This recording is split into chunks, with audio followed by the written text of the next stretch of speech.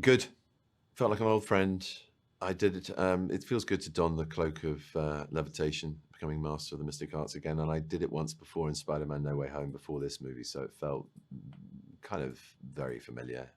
Although, it's everything's evolved, including the costume in this one a little bit. Doctor Strange brings his own epic level of storytelling visually to the MCU by the nature of being a sorcerer, let alone when he's a gateway character to the MCU's next phase through the multiverse. So it's a very potent combination.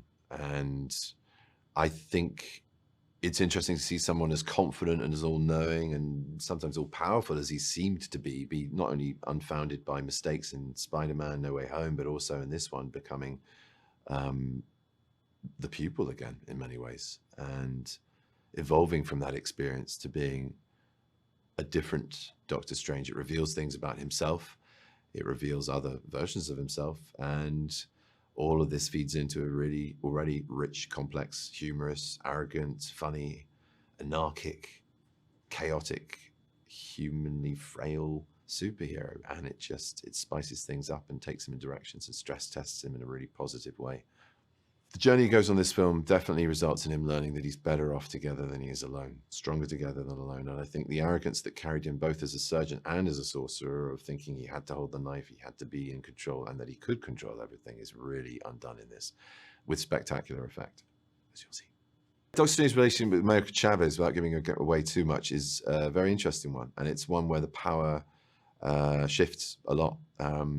She may be young, but she's got experience of something that he doesn't, which is the multiverse.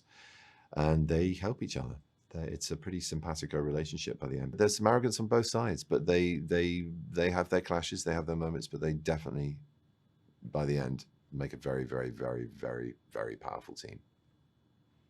Can you describe the tone of the film? That's giving away a lot, but you can edit what the fuck you want. But yeah, okay, bye. Yeah. Can you describe the tone of the film for us? Dark. The tone is dark.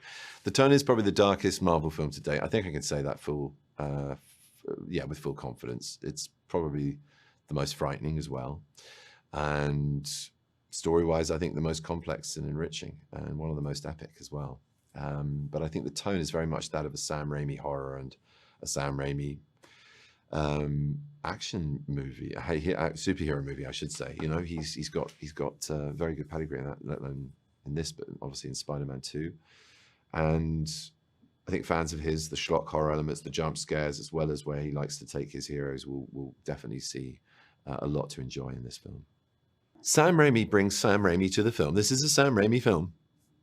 It just happens to have my character and a shit ton of others, and a bit of madness in a multiverse. It was great. From Michael Stuhlbarg, who I had a terrific scene with. God, he's such a fine actor. To Rachel, obviously, reprising Christine Palmer, but also Chiwetel as Mordo and Benny Wong as well, obviously. We've been on a few journeys together since the last standalone film, but bringing Mordo and Christine back was great. And Wanda Maximoff, I mean, I had a tiny sort of back-to-back moment in the Battle of All Battles in Endgame, but I think that was squeezed out by many other people's back-to-back moments in the Battle of All Battles in Endgame. However, we are reunited, but pretty much meeting for the first time in this one. So it's cool. I think audiences can expect a whole bunch of impossibilities and craziness, huge, massive scale adventure in the multiverse, which will blow their minds, surprise them, arrest them, scare them, and surprise them again, and then possibly make them laugh and possibly even cry. It's really got something for everybody, I think. People who've followed this epic, biggest, I think, really in our culture, form of long-form entertainment that we have in the Marvel Cinematic Universe's serial films will be, will be really enthralled. Bonkers. This film's bonkers.